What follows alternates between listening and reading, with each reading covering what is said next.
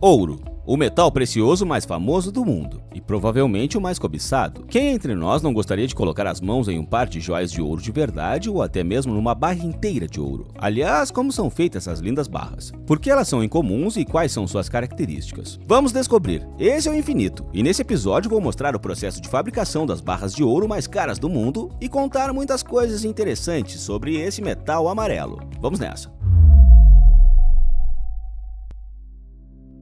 Barras de ouro.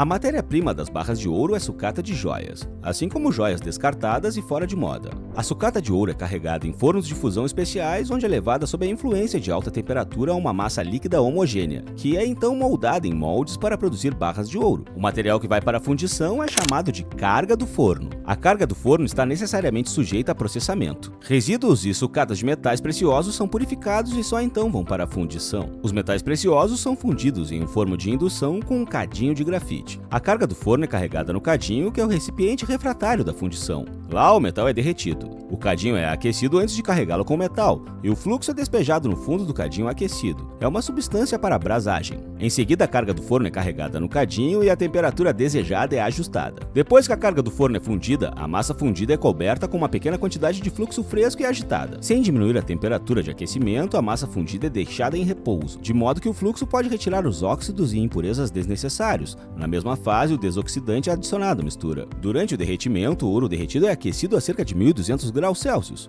Isso é o suficiente para derreter o ouro, porque seu ponto de fusão é menor, 1064 graus Celsius. Os moldes de fundição são usados para fundir as barras. São barras de metal com ranhuras no formato da futura barra. Os moldes de fundição são calcinados a uma temperatura de 500 a 550 graus Celsius, com lubrificantes tecnológicos. O lubrificante garante boa qualidade das barras, o que é o bom espalhamento do fundido na célula. Em essência, todo o processo de produção das barras de ouro é semelhante ao modo como uma dona de casa faz biscoitos na cozinha em formas. Assim como as formas de biscoito, os moldes de fundição, ou seja, os moldes da barra de ouro, devem primeiro ser aquecidos e depois lubrificados com um pó tecnológico de grafite. Dessa forma, o ouro não queimará e a barra ficará linda. Quando o fundido está pronto, o metal é finalmente derramado. Ela é despejada através da calha de vazamento do cadinho nos moldes de fundição e após a cristalização e envelhecimento completos, a barra é removida. O ouro derretido é viscoso e derramável, parecendo gelatina. No entanto, solidifica muito rapidamente, pois leva apenas alguns segundos para cristalizar. Os trabalhadores então retiram a barra e a mergulham em água fria. A barra de ouro está quase pronta. Restam apenas alguns detalhes.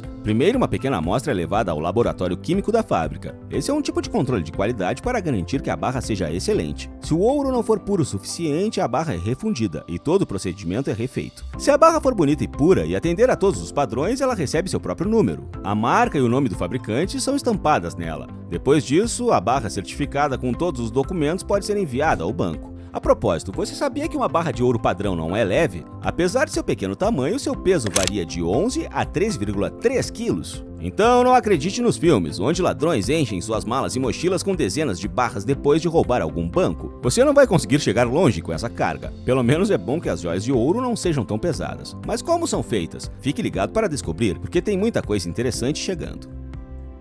Primeiro vamos olhar para os anéis. Um anel é uma das joias mais populares e antigas do mundo, mas como exatamente são feitos os anéis de ouro? O processo é bem interessante. Tudo começa com um esboço. Designers esboçam um modelo das futuras joias. Nessa fase, determina-se de uma só vez o ensaio e o tipo de metal, bem como a presença de inserções preciosas ou semi-preciosas, gravuras e outras técnicas decorativas. O designer desenha um esboço de todos os ângulos e depois é aprovado pelo joalheiro. Eles avaliam se será possível fazer esse anel e corrigem o design se for necessário. Em seguida, é feito o modelo 3D da peça. Isso é necessário para fazer os ajustes finais no tamanho da peça, na localização de elementos decorativos e inserções. Após a aprovação final do modelo, é recriada uma cópia exata em cera do anel que servirá de molde para a fundição da liga. Terminadas as etapas preparatórias, inicia-se a preparação da fundição. Um mestre enfia várias dúzias de moldes de cera em uma haste especial, que no futuro se tornará anéis de ouro de diferentes desenhos. Isso é feito para economizar tempo e recursos, porque ao mesmo tempo você pode obter de 10 a 30 elencos completos. A vara com moldes é coberta com uma camada de barro e assada em alta temperatura. Depois disso, o artesão derrete a cera dos moldes, obtendo moldes ocos. Em seguida, os moldes são preenchidos com uma liga. Para esse fim, são utilizadas ligas de ouro puro, ligas auxiliares, cuja composição depende da cor e do ensaio do metal precioso. Metais fundidos cuidadosamente misturados são despejados nos moldes de argila, preenchendo todo o espaço vazio. Depois que o metal endurecer completamente, a base está pronta. Em seguida, o mestre limpa a argila do metal solidificado sob um grande fluxo de água corrente. Assim, temos uma haste com anéis rosqueados nela, e os anéis são removidos com tesouras especiais. Depois disso, o mestre conecta todos os elementos decorativos da joia em uma composição. Por fim, a joia é polida, e essa é a etapa final da produção. Nessa fase, o anel finalmente se torna uma peça de joalheria. Quando tudo estiver concluído, o anel é submetido à avaliação e controle de qualidade e recebe uma marca estadual. Também na fase final, o anel pode ser incrustado com pedras preciosas. Agora, o anel de ouro irá encantar seu dono por muitos anos, com uma bela aparência e um brilho lindo.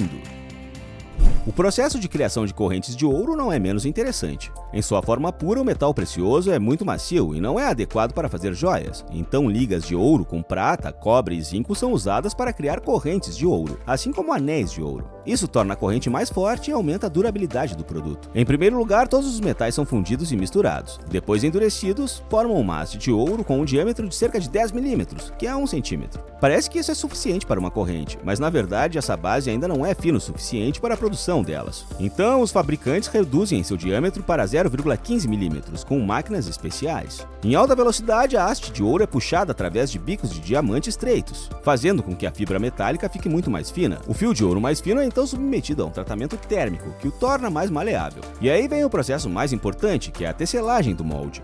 É nessa fase que a futura corrente toma sua aparência. A tecelagem da corrente é feita por máquinas especiais, cada uma das quais cria um tipo particular de tecelagem, da corrente de âncora à corrente de freio. A haste de ouro é passada através de um dispositivo mecânico que tece um belo padrão de seus fragmentos, conectando os elos acabados. O dispositivo é capaz de criar uma corrente de 600 elos em 1 minuto. Após a conclusão dessa fase, o produto é coberto com um pó especial de ouro. A corrente é colocada em um forno aquecido a 900 graus, onde o pó derrete e torna cada peça de joalheria monolítica. A corrente de ouro é então cortada em segmentos e polida com uma máquina de polimento diamantada. O próximo passo na fabricação de joias é prender o fecho. O último passo na criação de uma corrente de ouro é a limpeza da joia em uma solução química contendo ródio. Dá um brilho extra e previne as reações alérgicas à composição da liga de ouro. Feito! Agora as correntes podem ser enviadas para os salões e lojas de joias.